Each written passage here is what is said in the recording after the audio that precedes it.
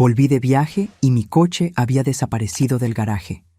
Mi nuera estaba ahí, sonriendo, diciendo que lo vendieron porque yo ni lo usaba. La miré a los ojos y respondí con una calma que ni yo sabía que tenía. Genial, así sobrará espacio cuando la saque a ustedes de mi casa. Su sonrisa se congeló. No tenía idea de lo que estaba por venir. Pero antes de continuar, asegúrate de ya estar suscrito al canal y escribe en los comentarios. ¿Desde dónde estás viendo este video? Nos encanta saber hasta dónde están llegando nuestras historias. Yo había pasado 3 días en casa de mi hermana Claudia, en Querétaro. 3 días tratando de respirar un aire diferente, lejos de esa constante sensación de ser vigilada, juzgada, tolerada en mi propia casa. Cuando el autobús me dejó en la terminal y tomé un taxi a casa, sentí ese alivio extraño de quien vuelve al lugar donde construyó toda una vida. Ahí había criado a mi hijo Javier. Ahí mi esposo Ricardo me abrazó por última vez antes de que el infarto se lo llevara, hace 2 años. Cuando el taxi se detuvo frente al portón, algo se apretó en mi pecho. No sé cómo explicarlo bien. Era una mala sensación, de esas que uno siente pero intenta ignorar. Pagué la carrera, arrastré mi maleta hasta el portón y cuando empujé la reja, fue ahí que lo vi. O mejor dicho, fue ahí que no lo vi. El garaje estaba vacío. Mi Corsa gris, compañero de 15 años, el último regalo que Ricardo me dio antes de partir, había desaparecido. Me quedé ahí parada, con la maleta en la mano, sintiendo el sol de marzo quemándome la nuca, pero incapaz de moverme. Ese coche no era solo un coche. Era mi independencia. Eran las idas al mercado, las visitas a las amigas, la sensación de poder ir y venir sin depender de nadie. Y fue cuando la escuché. Esa risa aguda que en los últimos meses había aprendido a reconocer como el sonido de algo malo a punto de suceder. Brenda salió de dentro de la casa secándose las manos en un paño de cocina. Mi paño de cocina. Mi cocina. Usaba una blusa nueva, de esas que cuestan lo que yo gasto en el mercado en un mes entero. El cabello recién cepillado, las uñas pintadas de rojo, sonriendo. «Suegra, qué bien que ya llegó», dijo con esa voz que usaba cuando quería parecer inocente. Queríamos contárselo personalmente, pero se adelantó. No dije nada, solo la miré esperando, porque en el fondo, yo ya lo sabía. Vendimos su coche, lo soltó así, como quien anuncia que compró pan. Es que usted ya ni lo usa, suegra. Ahí se queda juntando polvo, gastando en impuestos. Y Javier y yo necesitábamos el dinero para unas cosas, ya sabe cómo es. Así que ayer mismo lo vendimos. El mundo se detuvo. No fue dramático. No hubo música de fondo ni cámara lenta. Fue peor. Fue ese silencio donde todo se rompe por dentro, pero por fuera tú sigues de pie. Porque así nos enseñaron, ¿no es así? A aguantar, a tragar, a sonreír incluso cuando están destrozando tu alma. Brenda siguió hablando. Sobre cómo consiguieron 12,000 pesos, que era un buen precio para un coche viejo como ese, que ellos necesitaban pagar unas deudas. Pero yo ya no la estaba escuchando. Estaba mirando a través de ella, hacia el garaje vacío, hacia el espacio donde cada mañana yo acariciaba el volante antes de encenderlo y le susurraba a Ricardo: «Un día más, amor. Un día más sin ti, pero con lo que me dejaste». Ese coche olía a él. A su colonia, a su forma de ajustar el retrovisor, a sus manos en el volante cuando me enseñó a conducir a los 48 años, porque él decía que una mujer no podía depender de nadie para ir y venir por la vida. Y esta mujer, esta intrusa vestida con ropa cara comprada con dinero que ella no ganó, me había quitado eso, sin preguntarme, sin siquiera tener la decencia de avisarme. Sentí que algo me subía por la garganta. No era llanto, era algo más antiguo, más peligroso. Era ese fuego que las mujeres guardamos por años, esperando el momento justo para quemar. Brenda dejó de hablar cuando vio mi cara. La sonrisa tembló un poco. Tal vez se dio cuenta de que había cruzado una línea invisible.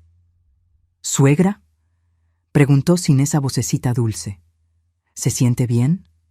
La miré directamente a los ojos, de esa manera que solo la mujer que parió, que enterró a sus muertos, que sobrevivió a traiciones, logra mirar. Esa mirada que no necesita gritos porque es más afilada que cualquier cuchillo. «Qué bueno que vendieron el coche, Brenda», dije. Mi voz salió tranquila, demasiado baja. Así sobra espacio para cuando la saque a ustedes de mi casa. Vi la sonrisa congelarse en su rostro. Vi los ojos desorbitarse, procesando lo que acababa de escuchar. El paño se le resbaló de las manos. «¿Cómo dice?», preguntó. «Me escuchaste». Tomé mi maleta y caminé hacia la puerta. «Ahora con permiso, necesito descansar». En mi casa. Pasé junto a ella. El olor de su perfume caro me dio náuseas.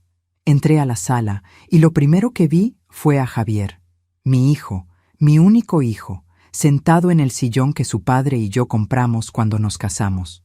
Sus ojos estaban rojos. No me miró cuando entré, y fue ahí que lo supe.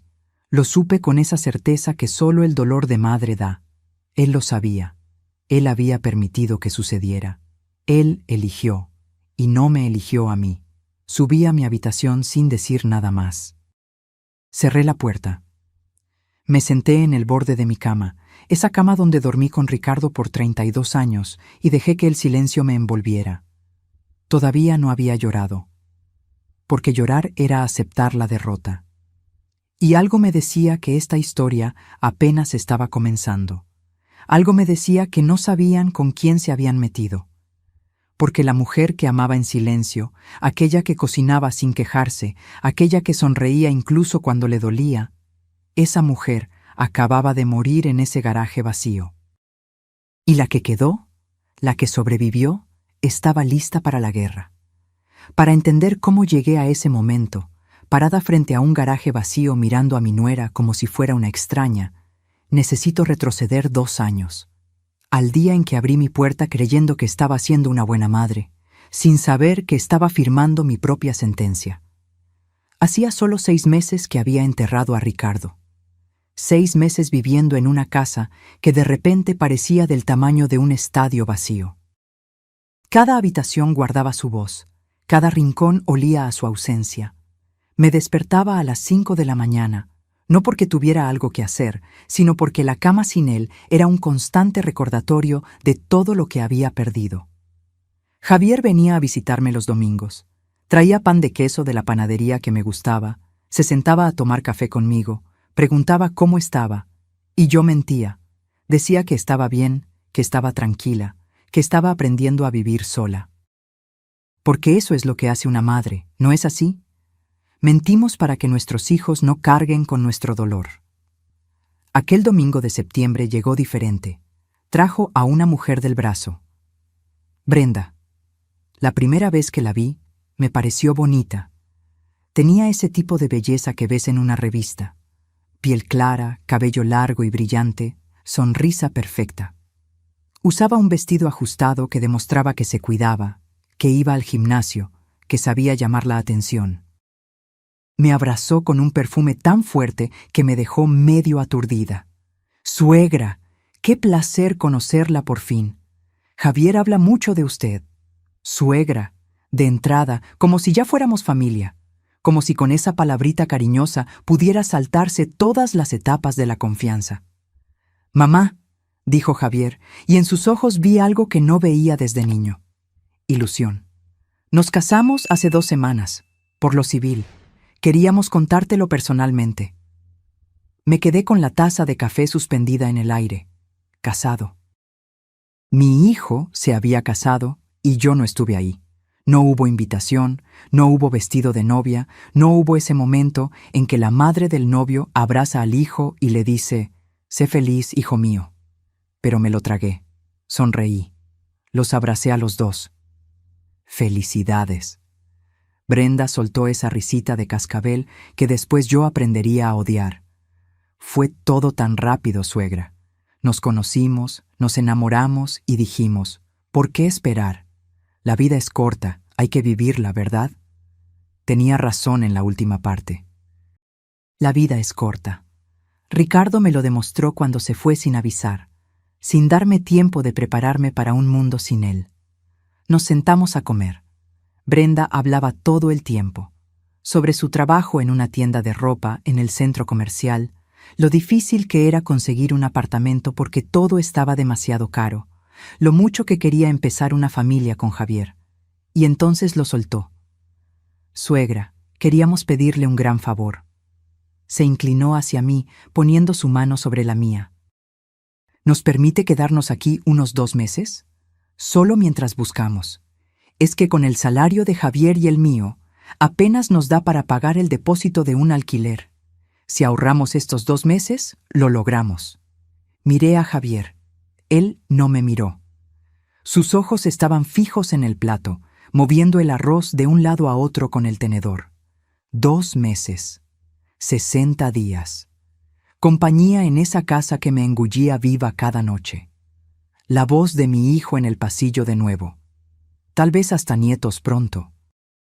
Una razón para despertarme con ganas. Claro, hijo, esta es tu casa. Siempre lo ha sido. Brenda me abrazó con tanta fuerza que casi me tira de la silla. ¡Ay, suegra! No sabe cómo se lo agradecemos. Le prometo que ni notará que estamos aquí. Somos limpios, organizados, silenciosos. 2 meses, dijo. 2 meses se convirtieron en 4 cuando Brenda dijo que el apartamento que iban a alquilar se lo habían dado a otra persona. Mala suerte, suegra, pero aparecerá otro. 4 se convirtieron en 6 cuando Javier perdió el empleo en la distribuidora. Es temporal, mamá. Ya estoy enviando currículums. Solo necesito un poco más de tiempo. Pasó 1 año. Y yo seguía esperando que me dijeran, mamá, encontramos un lugar, gracias por todo. Pero esas palabras nunca llegaron. Lo que vino fue el cambio. Al principio eran pequeños detalles. Brenda cambió los muebles de la sala porque así se ve más moderno, suegra. Cambió las cortinas de la cocina sin preguntarme. Trajo su vajilla y guardó la mía, la que mi madre me dio cuando me casé, en lo alto del armario donde apenas alcanzaba. Empezó a cocinar. Decía que quería ayudarme, que yo ya había trabajado demasiado en la vida, pero la verdad es que no quería que yo estuviera en mi cocina. Me miraba con impaciencia cuando intentaba hacer un café por la mañana, como si estuviera estorbando. Mejor siéntese, suegra, yo le llevo el café a su habitación. A mi habitación. Como si el resto de la casa ya no fuera mío. Luego vinieron las reglas. Suegra, ¿le molesta no escuchar música tan alta por la mañana? Javier trabaja hasta tarde y necesita descansar. Suegra, mejor no llame a sus amigas durante la semana. Necesitamos tranquilidad. Suegra, avisa cuando vaya a salir. Es para que no estemos preocupados. Avisar. En mi propia casa. Pedir permiso para llamar a las amigas que venían a visitarme desde los 20 años. Pero lo peor no fueron las reglas. Lo peor fue Javier. Mi hijo se había convertido en un fantasma. Salía temprano, llegaba tarde. Cuando intentaba hablar con él, Brenda siempre aparecía con algo. Si necesitaba ayuda con la computadora, si tenía que ir a ver un apartamento, si tenía un compromiso importante. Una tarde lo encontré solo en el patio, fumando. Algo que nunca había hecho. Hijo, ¿estás bien? Sí, mamá, sí lo estoy. No lo parece. Siento que ya no conversamos como antes. Se quedó en silencio por un momento. Vi algo en sus ojos, algo parecido a culpa o miedo. No supe distinguirlo. Está difícil, mamá. El trabajo nuevo tampoco paga bien. Brenda y yo estamos ahorrando, pero está tardando. No hay prisa, no los estoy echando. Lo sé. Me miró por fin. Gracias por todo, mamá. De verdad. Me abrazó. Y en ese abrazo sentí algo extraño, como si se estuviera despidiendo, como si hubiera surgido entre él y yo una pared invisible que crecía un poquito más cada día. Esa pared tenía nombre: Brenda. Pasaron 2 años enteros, 24 meses viendo cómo mi casa dejaba de ser mía, viendo a mi hijo mirarme cada vez menos, viendo el espacio donde había criado una familia, enterrado a mi marido, guardado mis recuerdos, llenarse de cosas que no reconocía. Las vecinas empezaron a preguntarme: Doña Socorro, que vivía al lado desde hacía 30 años, me encontró en el mercado. «Elena, ¿qué pasa con tu nuera? El otro día le pregunté por ti y me dijo que estabas descansando, como si ella fuera la dueña de tu casa». Doña Marlene, que vendía pasteles en la esquina, fue más directa. «Esa chica anda diciendo por ahí que la casa ahora es de los dos, que ya tienes edad y que ellos te cuidan. Solo te aviso, Elena, por si no lo sabes». Yo lo sabía, o no quería saberlo, hasta que una noche escuché algo que me partió en dos. Eran casi las 11. No podía dormir, como siempre. Bajé a la cocina a buscar un vaso de agua y las escuché conversar en la sala. Brenda y su madre, Sonia, que había venido de visita. «Te lo digo, mamá, la vieja ya está mayor, no va a durar mucho más. Cuando se muera, todo esto es de Javier, y Javier hace lo que yo mando». «¿Y si no se muere pronto?», preguntó Sonia con una risa que me congeló la piel. «Entonces la convencemos de que se vaya a un asilo o algo así. Vendemos la casa y dividimos. De todas formas, ella sola aquí, ¿para qué la quiere?». Las dos se rieron. Me quedé ahí, descalza en el suelo frío, con el vaso vacío en la mano, sintiendo cada palabra clavarse en mi pecho como un clavo oxidado. La vieja. Dividimos. ¿Para qué la quiere? Esa noche no bebí agua. Subí a mi habitación, me senté en la cama y por primera vez en 2 años me permití ver toda la verdad. No eran huéspedes, eran invasoras, y yo había abierto la puerta sola. Pero todavía no sabía cuánto me quedaba por descubrir. Todavía no sabía que en un cajón olvidado, Ricardo me había dejado la llave para salir de esta pesadilla. Lo descubriría pronto, y cuando lo hiciera, todo iba a cambiar. Hay una enorme diferencia entre sentir que algo está mal y verlo con tus propios ojos. Entre sospechar que tu lugar te está siendo arrebatado y presenciarlo segundo a segundo sin poder hacer nada. O peor, sin atreverte a hacer nada. Después de esa noche, cuando escuché a Brenda llamarme vieja, algo cambió dentro de mí. No fue un cambio ruidoso. Fue silencioso, como esas grietas que aparecen en las paredes de una casa antigua. Nadie se da cuenta hasta que un día la pared se derrumba. Empecé a observar, de verdad a observar. Me di cuenta de que Brenda había redecorado casi toda la casa sin que yo lo notara. O tal vez sí lo había notado, pero elegí no verlo, porque ver duele. Ver te obliga a actuar. Los cuadros que Ricardo y yo compramos en nuestros viajes, Ouro Preto, Campos do Jordão, Paraty, ya no estaban en la sala. En su lugar había fotos enormes de Brenda y Javier. Una de la boda civil, otra de un viaje a la playa que yo ni sabía que habían hecho, otra donde posaban frente a no sé qué restaurante elegante. Los cojines bordados que mi madre me dio cuando Javier nació habían desaparecido. Ahora había unos modernos que venden caros en esas tiendas, todos grises y negros, fríos, sin historia.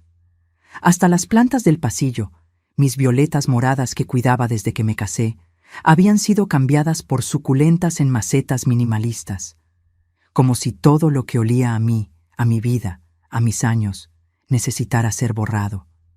Pero lo que más me dolió no fueron las cosas, fue la forma en que me trataban. Una mañana bajé a tomar café a las 7, como siempre. Siempre he sido de despertar temprano. Me gustaba ver el sol naciendo con una taza de café caliente, escuchar los pájaros en el árbol del patio, sentir que el día apenas comenzaba y todo era posible. Brenda ya estaba en la cocina. Llevaba una bata de seda, de esas que cuestan más que mi despensa del mes, y estaba haciendo un jugo en la licuadora. Mi licuadora, esa que yo usaba para hacer salsa de tomate los domingos. «Buenos días», dije. Ella se volteó y me miró irritada, así, sin disimular. «Ay, suegra, tan temprano». Apagó la licuadora.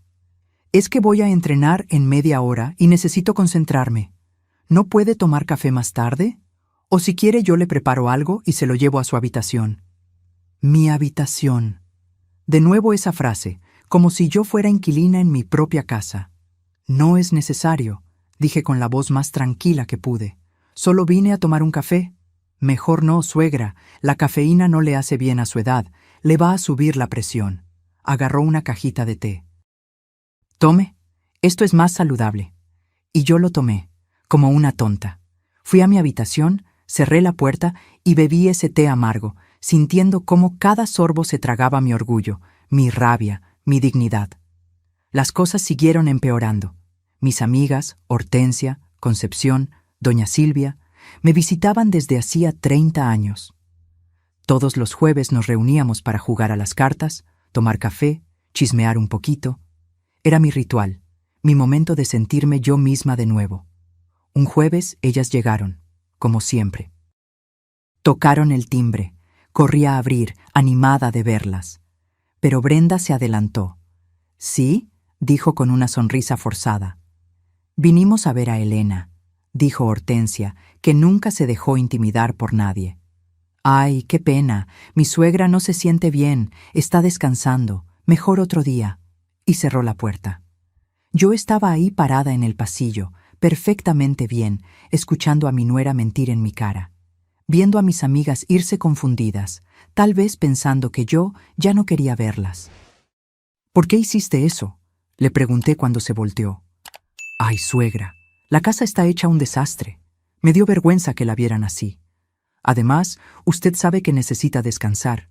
A su edad, tanta agitación no es buena». «Esas son mis amigas, Brenda». «Lo sé, y por eso yo la cuido, suegra».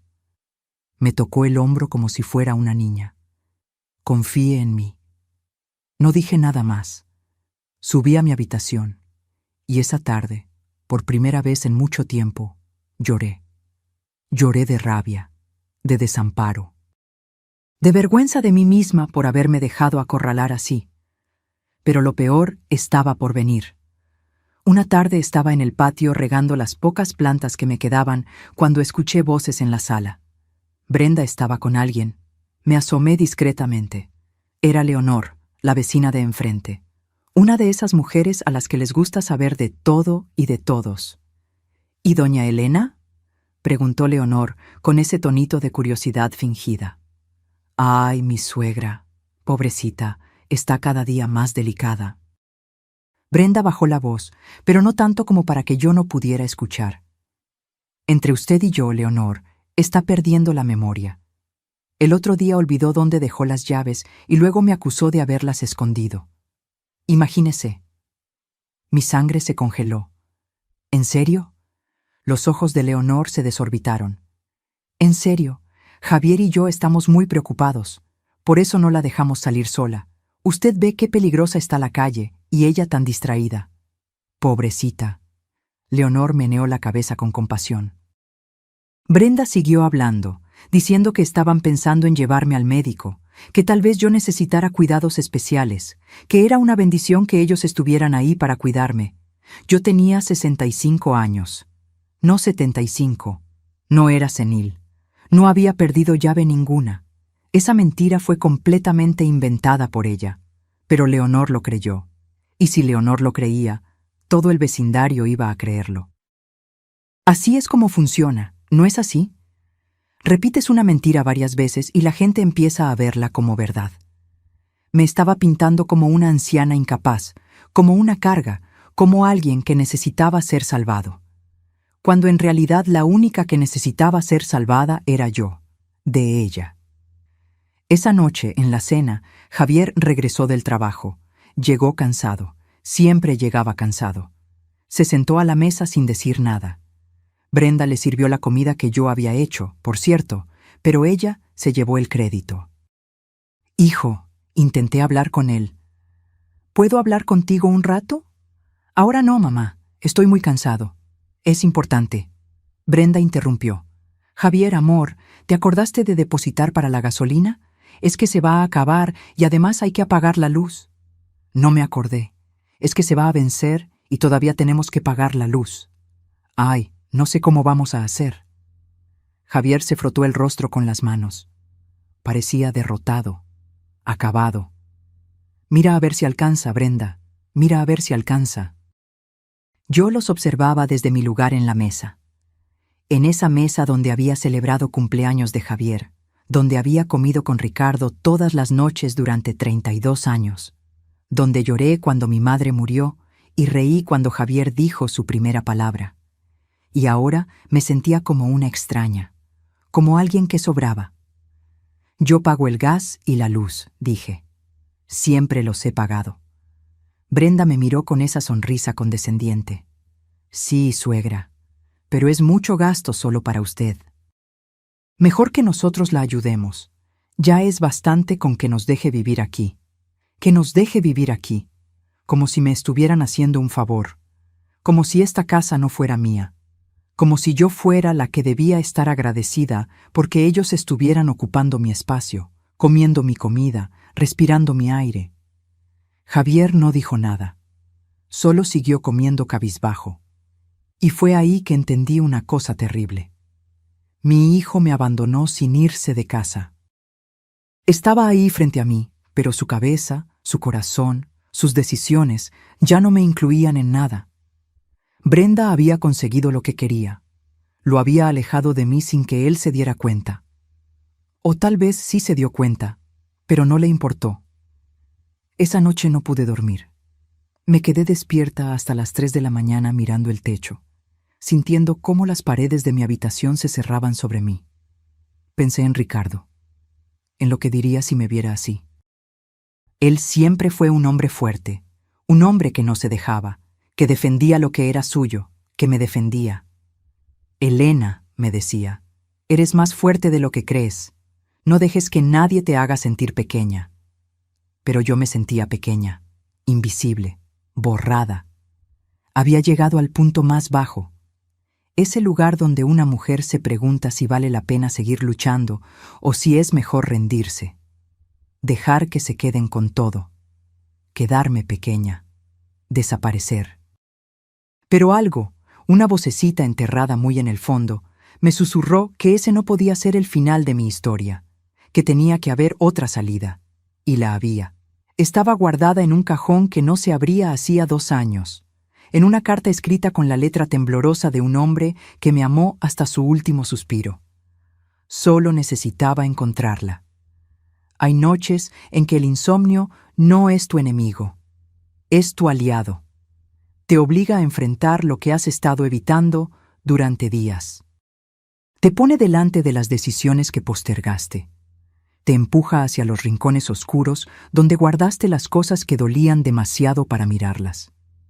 Esa noche fue una de esas. Eran las 4 de la mañana. La casa estaba en silencio. Ese silencio espeso que solo existe cuando todo el mundo duerme, menos tú. Salí de la cama sin encender la luz. No quería despertar a nadie. No quería que Brenda saliera de su habitación, que era el antiguo taller de costura de mi madre, para preguntarme qué hacía despierta, para decirme que tomara una pastilla, para tratarme como si fuera una niña. Caminé descalza hasta el armario. Ese armario que no se revisaba con cuidado hacía años porque cada vez que lo abría olía a Ricardo, a su colonia, a su ropa, a todo lo que él era y ya nunca volvería a ser. Al fondo, detrás de las cajas de zapatos viejas y las mantas de invierno, estaba la caja de madera, esa que el propio Ricardo había hecho en el taller del patio cuando teníamos 20 años. La había esculpido con sus dedos. Estaba empolvada, olvidada. La jalé con cuidado. Pesaba más de lo que recordaba. Me senté en el suelo con la caja en mi regazo y respiré hondo. Sabía que había cosas allí que me iban a quebrar. Fotos de cuando éramos jóvenes. Cartas que nos escribimos cuando él trabajaba en Belo Horizonte y yo estaba embarazada aquí de Javier. Boletos de cine. Servilletas de restaurante donde celebramos aniversarios. Una vida entera guardada en un pedazo de madera. Abrí la tapa despacio. Y ahí estaba, como una luz de recuerdos golpeándome el pecho. Vi nuestra foto de boda, desvanecida por el tiempo. Vi el primer mechón de cabello de Javier guardado en un sobre amarillento. Vi las tarjetas de cumpleaños que le daba a Ricardo todos los años con mis cursis mensajes escritos con pluma azul. Pero entonces, en el fondo de la caja, vi algo que no recordaba haber puesto ahí. un sobre grueso y blanco, sellado con cinta adhesiva. En el frente, con la letra temblorosa de Ricardo, esa letra que se le dificultó en los últimos meses por las medicinas, decía: «Para Elena, abre esto solo si alguien intenta quitarte lo que construimos juntos». Mi respiración falló. Mis manos temblaron cuando rompí el sello. Dentro había varios documentos doblados y una carta manuscrita. Encendí la lámpara de la mesita, me puse mis lentes y comencé a leer. Mi querida Elena, si estás leyendo esto es porque algo salió mal. Porque alguien, y tengo mis sospechas de quién puede ser, está tratando de aprovecharse de ti. Perdóname por no habértelo contado antes. No quise preocuparte mientras estaba enfermo. No quise que pasaras mis últimos días pensando en papeles y propiedades en lugar de estar conmigo. Pero necesito que sepas una cosa. Necesito que tengas las armas para defenderte cuando yo ya no esté aquí. Mis ojos se llenaron de lágrimas, pero seguí leyendo. Hace 5 años, cuando el negocio de camiones estaba en su mejor momento, compré 2 propiedades más además de nuestra casa. Lo hice pensando en nuestro futuro, en tener algo garantizado por si algún día yo faltaba. Están registradas solo a tu nombre, Elena, solo a tu nombre. Nadie más puede reclamarlas. Mi corazón se aceleró. También compré un pequeño apartamento en el barrio Santa Efigenia. Se lo alquilé a una familia de confianza. El dinero de ese alquiler va directo a una cuenta bancaria que abrí para ti. El número está en los documentos que adjunté. Cada mes entran 2.500 pesos. No es mucho, pero es tuyo. Es tu libertad. 2.500 pesos al mes. Yo no sabía nada de esto. Javier no sabe nada de esto. Perdóname por ocultártelo, pero vi algo en él que me perturbó. Vi que a veces es débil, que se deja llevar fácilmente por quien grita más fuerte o por quien promete cosas. Y temí que si él sabía de estas propiedades, alguien, su esposa, algún amigo, quien quiera que fuera, lo iba a convencer de quitártelas. Tragué saliva. Ricardo lo sabía. Incluso sin conocer a Brenda, él lo sabía. Esto es tuyo, Elena, solo tuyo. No dejes que nadie te haga sentir inútil. No dejes que te convenzan de que eres un estorbo. Eres la mujer más fuerte que he conocido. La que crió a nuestro hijo sola mientras yo viajaba. La que cuidó de mi madre cuando se enfermó. La que sostuvo mi mano en el hospital cuando yo tenía miedo de morir. Las lágrimas cayeron sobre el papel. Mancharon la tinta, pero ya no importaba, porque esas palabras ya estaban grabadas en mi corazón. Eres una guerrera, mi amor, y los guerreros no se rinden. Si necesitas ayuda, busca al doctor Medeiros.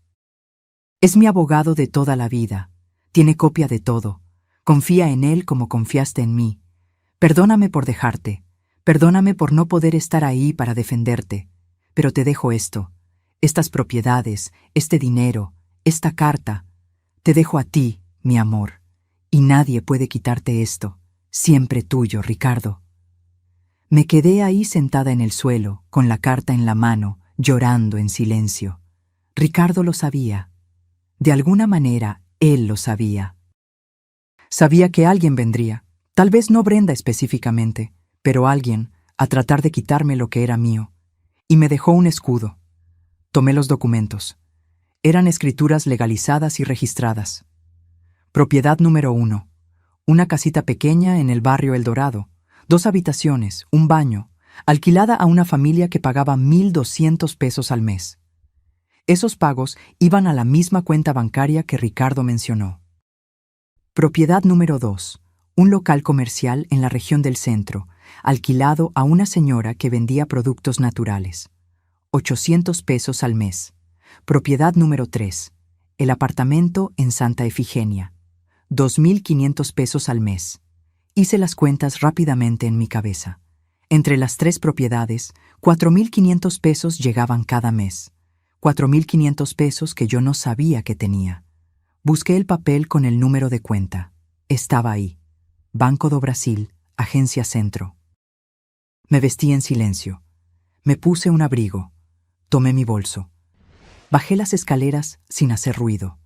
Salí de casa cuando el día apenas estaba amaneciendo. El cielo tenía ese color naranja pálido que anuncia un nuevo día.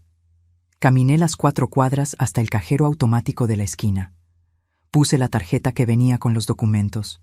Digité la contraseña que Ricardo había anotado. Y ahí, en la pantalla verde brillante del cajero automático, apareció el saldo. 100.240 pesos. Casi 100.000 pesos que estaban ahí hacía 2 años, creciendo mes a mes, esperándome. Tuve que sostenerme de la pared del cajero automático. Mis piernas temblaron. No era solo por el dinero, era por lo que eso significaba. Significaba que yo no estaba sola, significaba que tenía opciones, significaba que no necesitaba aguantar ni un día más. Volví a casa con el sol ya saliendo. Brenda estaba en la cocina preparando el jugo de siempre. «Buenos días, suegra». «¿Ya fue a misa tan temprano?» «Fui», dije con una sonrisa. «Fui a resolver algo que había olvidado». Ella me miró extrañamente. Tal vez notó algo diferente en mi voz, algo que no estaba ahí antes. Subí a mi habitación, guardé los documentos en un lugar seguro y agarré mi viejo celular, ese que yo casi no usaba porque Brenda decía que a mi edad no necesitaba tanto aparato. Busqué el número que Ricardo había dejado. «Doctor Medeiros, abogado». Marqué. El teléfono sonó 3 veces. «Hola, oficina del doctor Medeiros. Buenos días. Soy Elena Fonseca, viuda de Ricardo Fonseca». Hubo un silencio, después una voz cálida. «Doña Elena, por fin me llama. Su Ricardo me hizo prometer que la ayudaría si lo necesitaba. ¿Qué puedo hacer?» Respiré hondo. «Necesito que me ayude a defender lo que es mío, doctor, porque están tratando de quitármelo, y ya no voy a dejarlo». «Venga a mi oficina mañana a las 10», dijo el doctor Medeiros, «y traiga los documentos que su esposo le dejó». «Vamos a poner todo esto en orden», colgué, y por primera vez en 2 años sonreí de verdad.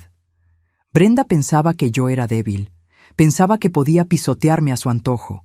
Javier pensaba que yo iba a aguantar todo con tal de no perderlo, pero ninguno de los dos sabía lo que yo acababa de descubrir. Que Ricardo, incluso desde la tumba, seguía cuidando de mí. Que yo tenía más poder del que jamás imaginaron. Y que la guerra estaba a punto de comenzar. Esa mañana desayuné tranquila. Brenda me sirvió el té de siempre. Lo tomé sin quejarme. Sonreí. Asentí a todo lo que ella dijo. Porque las mejores batallas se ganan en silencio, cuando el enemigo piensa que ya ganó. Al día siguiente, fui a la oficina del doctor Medeiros. Era un lugar pequeño pero ordenado, con estantes llenos de códigos legales y olor a café fresco. El doctor Medeiros era un hombre de unos 60 años, cabello canoso, lentes gruesos y una expresión seria pero amable. Le conté todo, cada detalle. Desde el día que Brenda y Javier llegaron hasta la humillación del coche vendido. No omití nada. El abogado escuchó sin interrumpir, solo haciendo anotaciones en un cuaderno amarillo. Cuando terminé, se quitó los lentes y los limpió con un pañuelo. «Doña Elena, permítame ser directo. Legalmente, esta es su casa. Está solo a su nombre. Usted puede desalojarlos cuando quiera». ¿Es tan simple así? En teoría sí, pero con familia es complicado. Si se niegan a irse, tendríamos que seguir la vía legal, un proceso de desalojo. Lleva tiempo y es doloroso. ¿Cuánto tiempo? Entre 4 y 6 meses, tal vez más si ponen obstáculos. Moví la cabeza. Yo no tengo 6 meses, doctor. Necesito que se vayan ahora, antes de que hagan algo peor. ¿Cómo qué? Como convencer a Javier de ponerme en un asilo o declararme incapaz. Brenda es capaz de cualquier cosa. El doctor asintió. Entonces necesitamos pruebas. Documente todo. Grabaciones, mensajes, testigos. Cualquier cosa que pruebe que la están manipulando o amenazando. Tomé mi celular. ¿Esto funciona? En los últimos días yo había empezado a grabar conversaciones sin que ellos lo supieran. Dejaba mi celular en el bolso con la grabadora activada y capturaba todo. Brenda conversando con su madre sobre convencer a la vieja.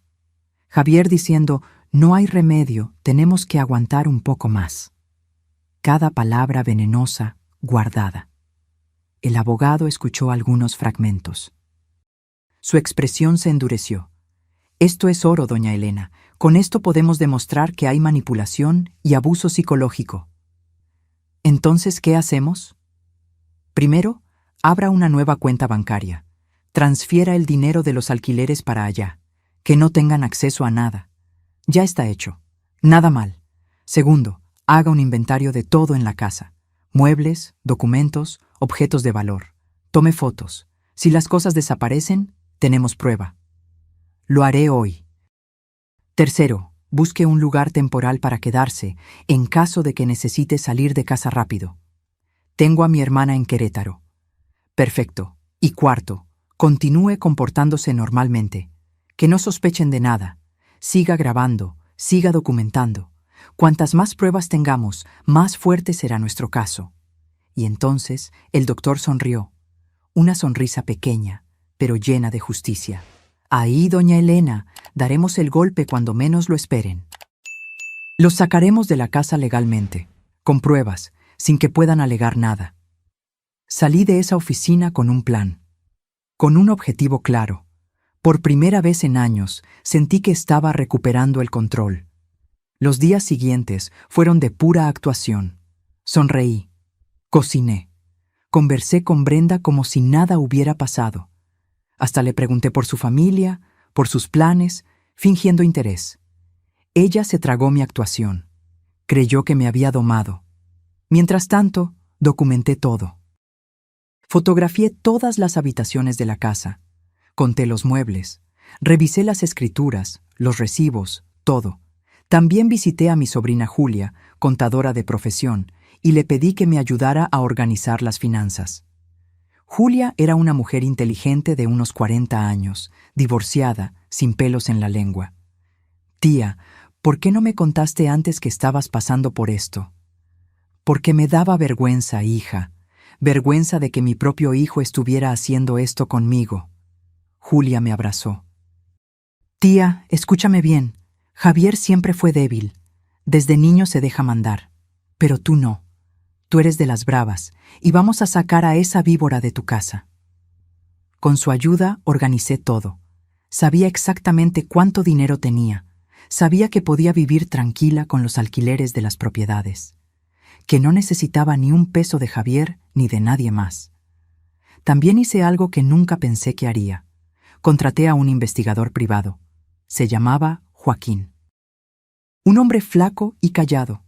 De esos que pasan desapercibidos.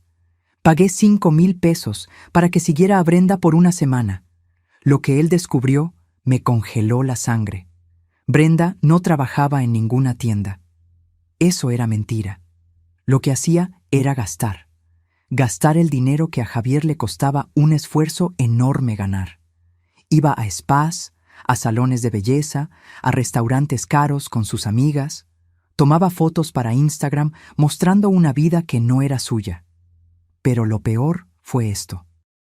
Joaquín la grabó conversando con una amiga en un café, y en esa conversación Brenda dijo algo que me destruyó. La vieja ya casi cae. Javier ya está convencido de vender. Le dije que con ese dinero compramos un apartamento y que su madre tiene lo suficiente para ir a un asilo. Él lo creyó. Apenas vendamos, nos quedamos con todo y la abandonamos. 3 años aguantando, pero ya valió la pena. Se rió mientras planeaba destruirme. Cuando escuché esa grabación en la oficina del doctor Medeiros, no lloré. Ya no tenía lágrimas, solo quedó hielo. ¿Esto es suficiente?, pregunté. Más que suficiente. Con esto podemos demostrar fraude, manipulación y conspiración para despojar patrimonio. ¿Cuándo actuamos? Muy pronto, doña Elena, muy pronto.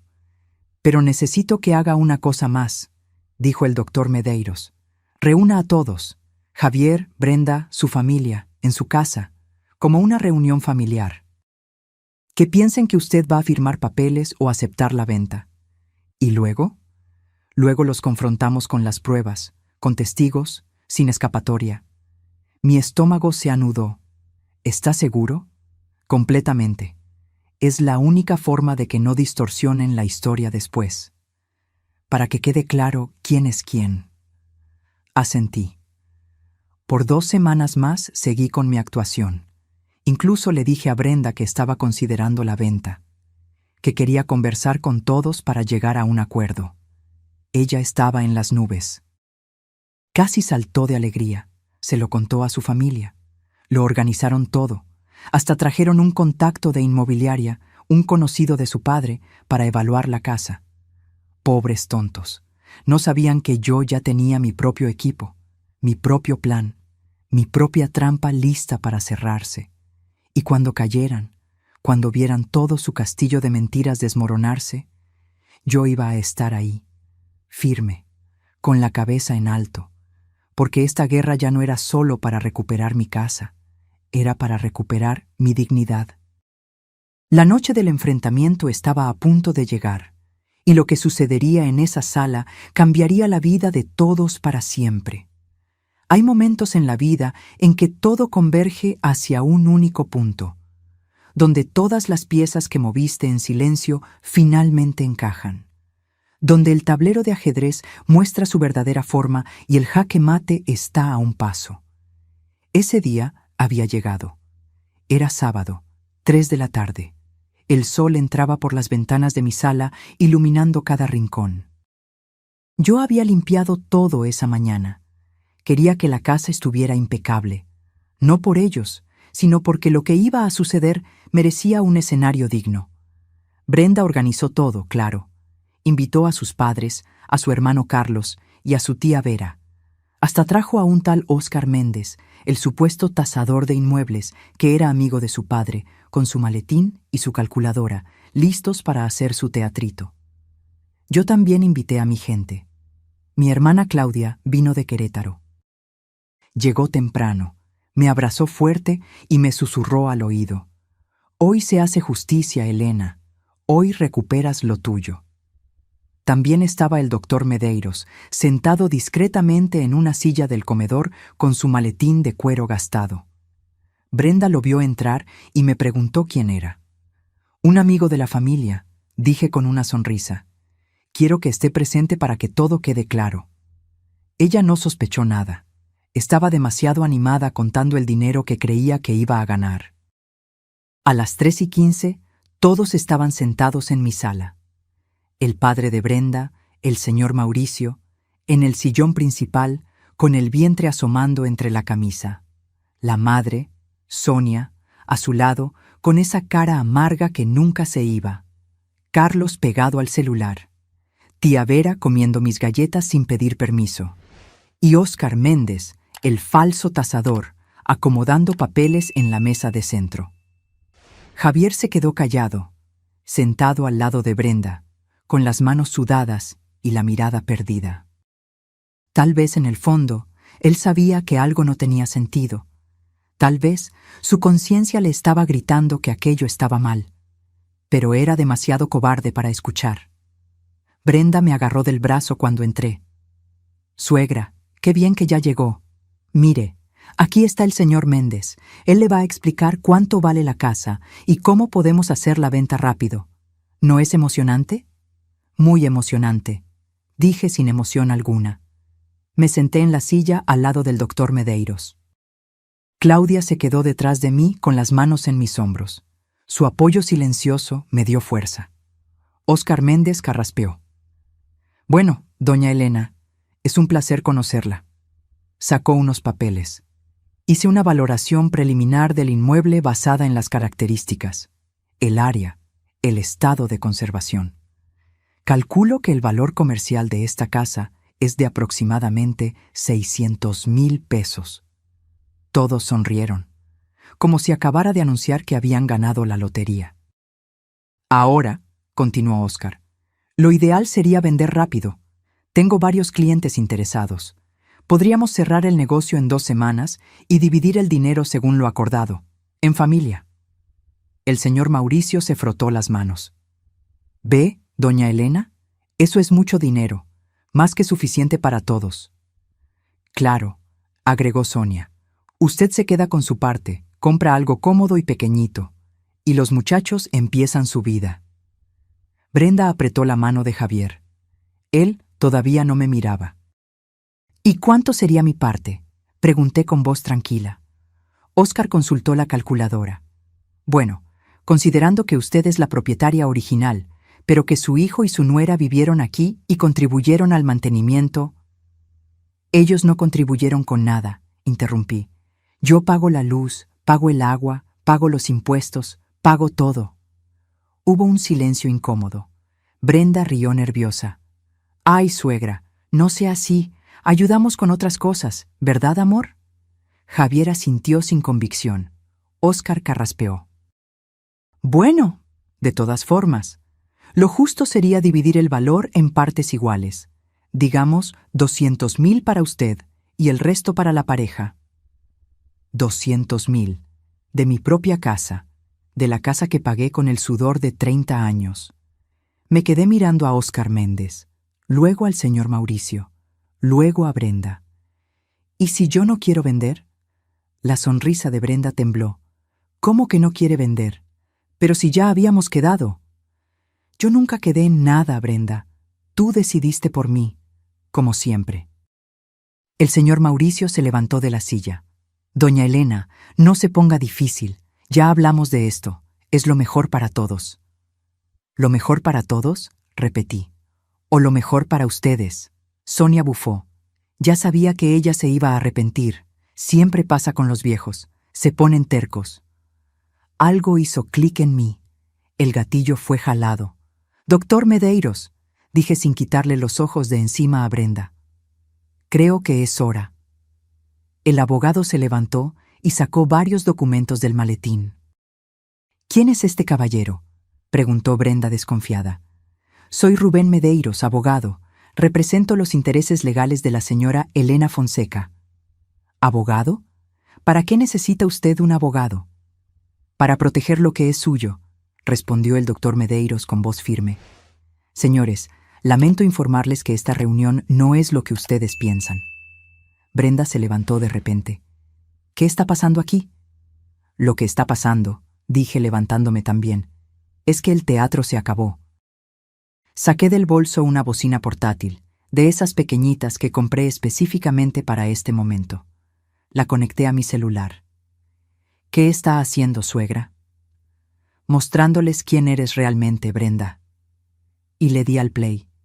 La voz de Brenda llenó la sala, clara, nítida, inconfundible. La vieja ya casi cae. Javier ya está convencido de vender. Le dije que con ese dinero compramos un apartamento y que su madre tiene lo suficiente para ir a un asilo. Él lo creyó. Apenas vendamos, nos quedamos con todo y la abandonamos. El silencio fue sepulcral. El señor Mauricio palideció. Sonia abrió la boca, pero no salió ningún sonido. Carlos levantó los ojos del celular por primera vez en la tarde. Brenda dio un paso hacia atrás. Eso está editado. Yo no dije eso». «¿Editado? ¿Quieres que ponga más?» Le di al play en otra grabación. Esta vez era Brenda conversando con su madre. «Te lo digo, mamá. La vieja ya está mayor. No va a durar mucho más. Cuando se muera, todo esto es de Javier. Y Javier hace lo que yo mando». La risa de Sonia resonó en el fondo. Esa risa que me congeló la sangre esa noche. Sonia se levantó. «Elena, yo no...» «Cállate», dije con una frialdad que ni yo me reconocí. Tuve que escucharlas burlarse de mí en mi propia casa. Ahora es el turno de ustedes de escuchar. Puse una tercera grabación. Brenda diciéndole a Javier: «Tu madre ya está vieja, amor. Ella ni va a notar lo del coche. Al fin y al cabo, ella ni lo usa. Es dinero que necesitamos más». Javier se levantó de la silla. Su rostro estaba rojo. No sé si era vergüenza o rabia. «Mamá, yo...» «Tú lo sabías», dije mirándolo directo a los ojos. «Tú sabías que iban a vender mi coche y lo permitiste». «No fue así. Entonces, ¿cómo fue? Javier no supo qué responder. El doctor Medeiros tomó la palabra. Señores, tengo aquí pruebas documentadas de manipulación psicológica, conspiración para despojar patrimonio y fraude. Puso los papeles sobre la mesa. La señora Elena tiene todo el derecho legal de desalojarlos de esta propiedad. Y créanme, lo vamos a hacer. Brenda comenzó a llorar, pero no eran lágrimas de arrepentimiento, eran lágrimas de rabia, de odio, porque su plan había fallado. Usted nos tendió una trampa, gritó señalándome. Nos grabó sin permiso. Eso es ilegal. En México, explicó el doctor Medeiros, grabar conversaciones de las que usted es parte es completamente legal. Y todas estas grabaciones se hicieron en presencia de la señora Elena. El señor Mauricio se acercó a mí. Por un momento creí que me iba a gritar, pero su voz salió pequeña, avergonzada. Doña Elena, yo no sabía que mi hija... Claro que lo sabía, interrumpí. Usted estaba aquí el día que hablaron de que yo me fuera a un asilo. Se rió de mí. Creyó que yo era una anciana tonta a la que se podía mandar. Él no supo qué decir. Se volteó y miró a su hija. Brenda. ¿Todo esto es verdad? Ella no respondió, solo siguió llorando, pero eran lágrimas de víbora atrapada. Tía Vera se levantó del sofá con las pulseras haciendo ruido. Bueno, será mejor que me vaya. No tengo nada que ver con esto. Siéntese, ordené. Porque usted también estaba aquí proponiendo que yo me fuera a un asilo. Son todos igualmente culpables. Óscar Méndez, el tasador, agarró sus papeles nervioso. Yo mejor... ¿También se va? Dijo el doctor Medeiros. Hacerse pasar por tasador profesional sin serlo es fraude. Tengo testigos de sus acciones. El hombre palideció. Miré a Javier. Sus ojos estaban llorosos, las manos temblando. Mamá, perdóname. Yo no quería... Tú no quieres mi perdón, Javier. Quieres que te quite la culpa. Me acerqué a él. Tuviste 1000 oportunidades de defenderme. 1000 oportunidades de decirle a tu esposa que parara. 1000 oportunidades de ser el hijo que crié. Te amo, mamá. No, me necesitas, lo que no es lo mismo. Me volteé y me dirigí a todos. Tienen 15 días para desocupar mi casa. Y digo mi casa porque está a mi nombre, solo a mi nombre. Pueden examinar las escrituras si quieren. El doctor Medeiros puso las escrituras en la mesa. Aquí. Propiedad exclusiva de Elena Fonseca, viuda de Ricardo Fonseca, sin copropietarios, sin gravámenes. Brenda se desplomó en el sofá. El señor Mauricio tenía la cabeza entre las manos. Sonia lloraba de rabia. Carlos todavía estaba en shock. 15 días, repetí. Y si no se van, el doctor procederá legalmente. Y créanme, con todas las pruebas que tengo, no van a ganar. Claudia me abrazó por detrás. Su apoyo me mantuvo de pie. Y otra cosa, agregué mirando a Brenda. Sé que no trabajas. Sé que gastas el salario de mi hijo en spas y restaurantes. Sé que vives una mentira. Y ahora todo el mundo lo sabe. Brenda levantó el rostro. Sus ojos estaban llenos de odio puro. ¿Y usted? ¿Cree que es muy perfecta? Es una vieja rencorosa y amargada que no soporta ver a su hijo feliz. Brenda, cállate, dijo el señor Mauricio con voz cansada. No me callo. Ella no entiende nada. Se levantó y me señaló. Necesitábamos ese dinero. Tenemos deudas, tenemos planes. Ya no podemos vivir así. Entonces trabaja, dije con frialdad, como hace la gente decente. Ella se abalanzó sobre mí. Claudia se interpuso. El doctor Medeiros también. Señora Brenda, le recomiendo que se controle, advirtió el abogado. Cualquier agresión física será documentada y utilizada en su contra. Javier jaló a Brenda por el brazo. Basta, vámonos. ¿Ir a dónde?, gritó ella. No tenemos a dónde ir. Eso ya no es mi problema, dije. Debieron haber pensado en eso antes. Uno por uno fueron saliendo. El señor Mauricio sin mirarme. Sonia murmurando maldiciones, tía Vera cabizbaja, Carlos corriendo hacia el coche. Óscar Méndez casi tropezando al salir. Brenda se detuvo en la puerta. Me miró con un odio que podría haber quemado la casa. Esto no se va a quedar así. Sí se va a quedar así, respondí. Y si intentas algo, tengo más pruebas de las que te imaginas. Salió dando un portazo. Javier se quedó ahí parado en medio de la sala, como un niño perdido. Mamá. Los 15 días empiezan hoy, dije. No hay vuelta atrás, Javier. ¿Y si hablo con ella? Si hacemos las cosas bien. Era demasiado tarde para eso, hace 2 años.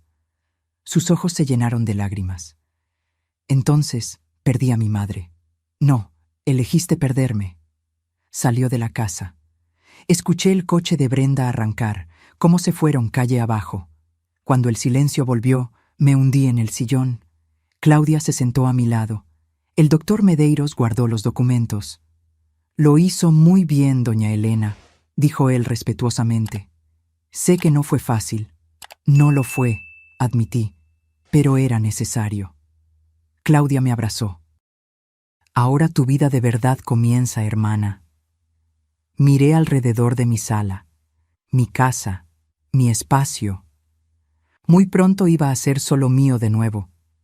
Y aunque me dolía el pecho, aunque sentía que algo se había roto para siempre entre Javier y yo, por primera vez en años me sentí libre.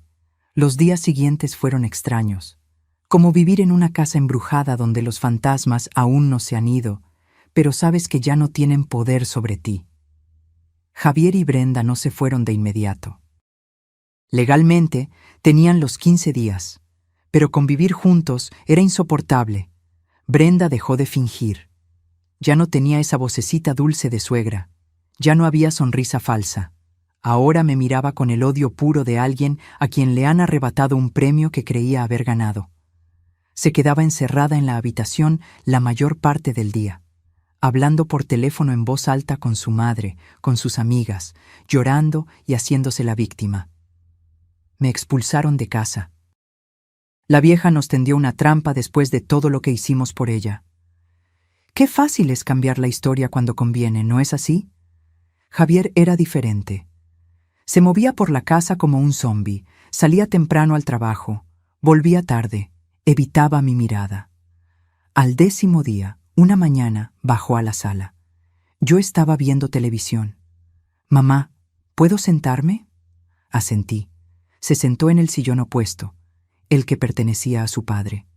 «Mañana nos vamos. Lo sé. Y no sé si voy a volver». Aquello me dolió. Aunque yo sabía que era probable, escucharlo de su boca era diferente. «Eso depende de ti, Javier. La puerta siempre estuvo abierta. Fuiste tú quien la cerró». «Lo sé». Se frotó las manos nervioso. «Estoy pensando en separarme de Brenda». Levanté la vista sorprendida. «¿En serio?» «En serio. Estos días me he dado cuenta de muchas cosas, de cómo ella me manipuló desde el principio, de cómo mi relación contigo cambió, de cómo...» Su voz se quebró. «De cómo me convertí en alguien que no reconozco. ¿Y por qué no te separas ahora?» «Porque tengo miedo, mamá. Miedo de quedarme solo. Miedo de que tengas razón y yo sea un cobarde». Me levanté y me senté a su lado. Le tomé la mano. «Hijo, tener miedo no te hace cobarde. Lo que te hace cobarde es dejar que el miedo decida por ti. ¿Crees que todavía hay tiempo de arreglar esto, entre nosotros?» Lo miré a los ojos, esos ojos que yo conocía desde que nació. Que vi llorar cuando se caía de niño, que vi brillar cuando se graduó, que ahora estaban rotos. No sé, Javier, eso va a depender de lo que hagas de ahora en adelante, si aprendes de esto o si cometes los mismos errores de nuevo. Quiero aprender, mamá, quiero ser mejor. Entonces empieza tomando tus propias decisiones, no las que Brenda te manda, no las que yo te digo, las tuyas. Nos abrazamos, y en ese abrazo sentí algo que no sentía hacía años. Esperanza, pequeña, frágil, pero ahí. Al día siguiente, a las 9 de la mañana, llegó un camión de mudanza.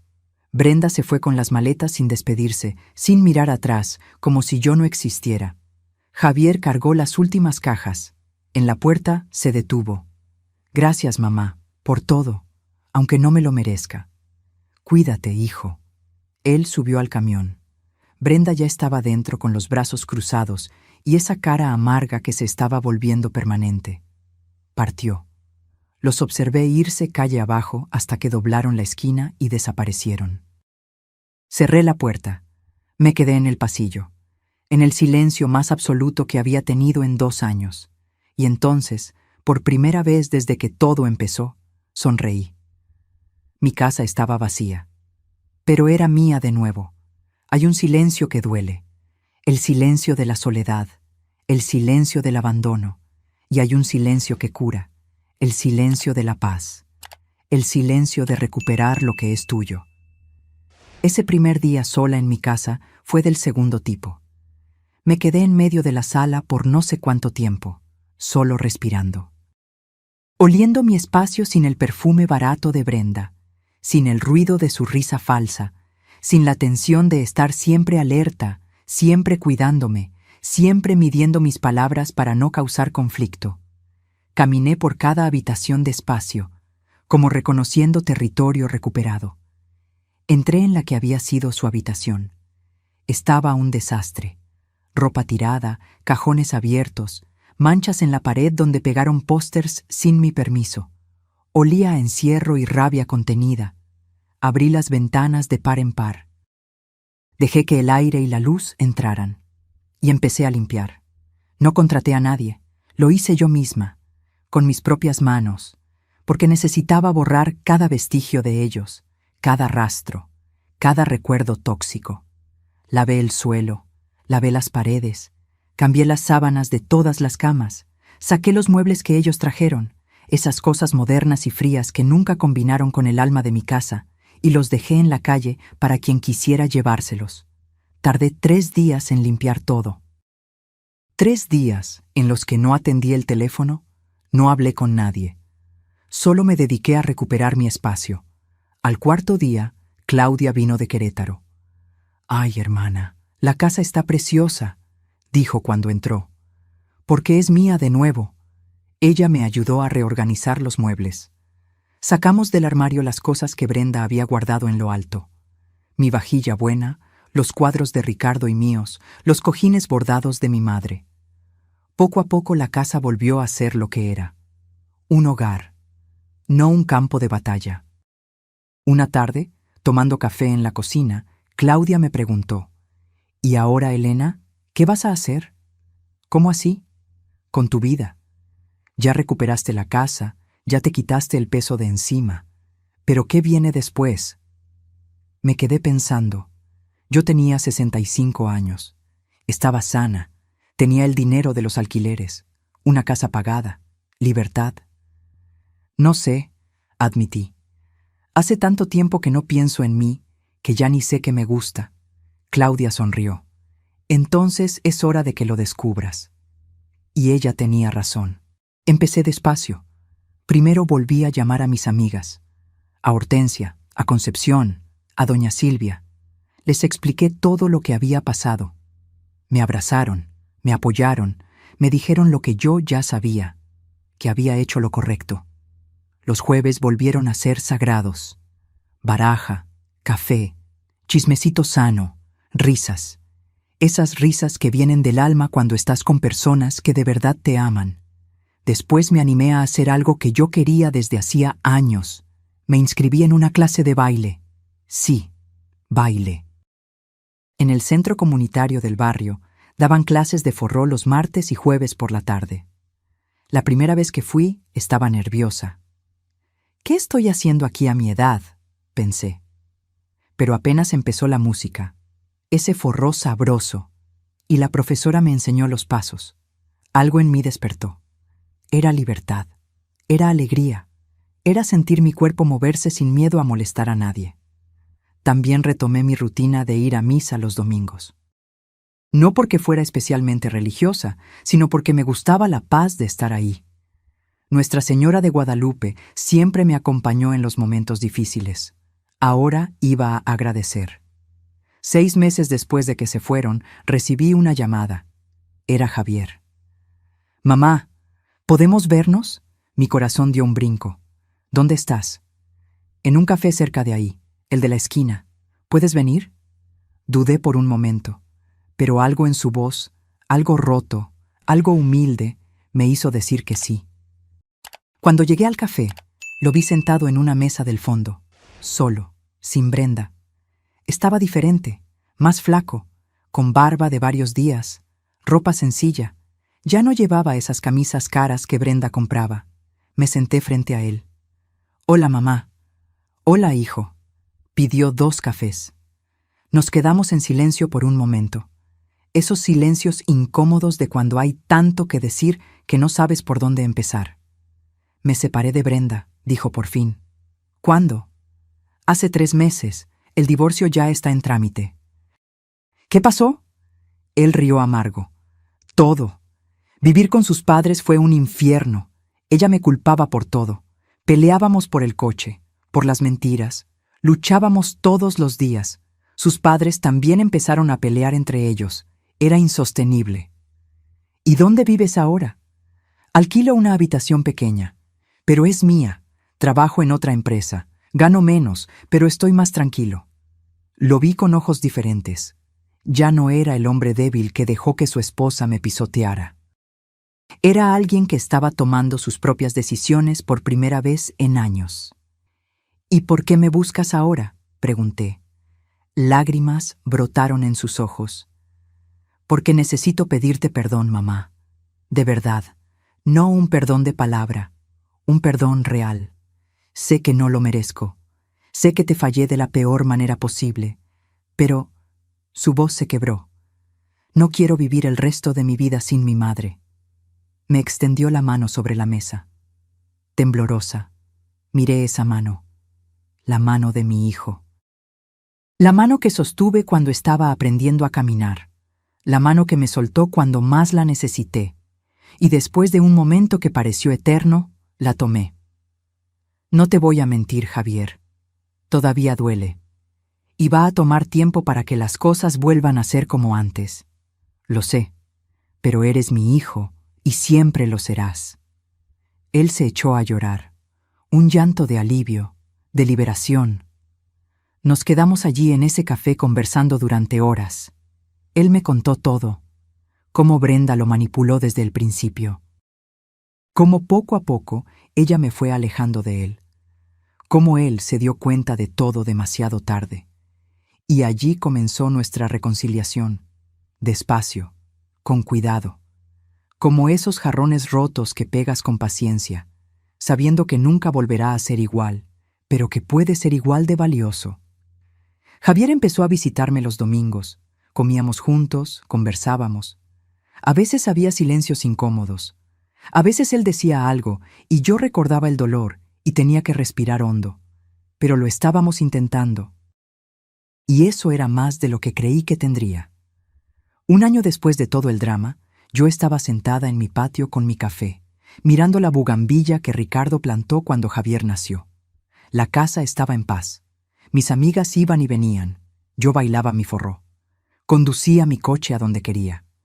Vivía con el dinero de los alquileres sin pedirle nada a nadie. Javier venía todas las semanas. A veces traía flores, a veces solo su compañía. Nos estábamos curando despacio, pero curando. ¿Y Brenda? Brenda había vuelto al interior con una tía. Escuché por ahí que sus padres se divorciaron, que intentó quedarse con otro hombre que tenía dinero, pero no funcionó, que estaba trabajando en una tienda amargada, culpando al mundo por sus problemas. La justicia poética hizo su trabajo. Pensé en Ricardo, en cómo planeó todo aquello incluso desde la cama del hospital, en cómo me dejó las herramientas para defenderme. «Gracias, mi amor», le susurré al viento. «Cumpliste tu promesa. Cuidaste de mí incluso después de irte». Y allí, en esa tarde tranquila, entendí algo importante, que a veces perder a las personas que creías que necesitabas es la única forma de encontrarte a ti misma, que el amor de madre no significa dejarse pisotear, que la dignidad no es negociable ni con la propia sangre, y que nunca, nunca es demasiado tarde para recuperar tu vida. Porque la verdadera riqueza no está en lo que posees, está en lo que no permites que te quiten. Ahora, si te gustó esta historia, haz clic en suscribirte y dime en los comentarios qué parte te dejó con la boca abierta. Y no olvides hacerte miembro para tener acceso a videos exclusivos que no publico aquí. Te espero ahí.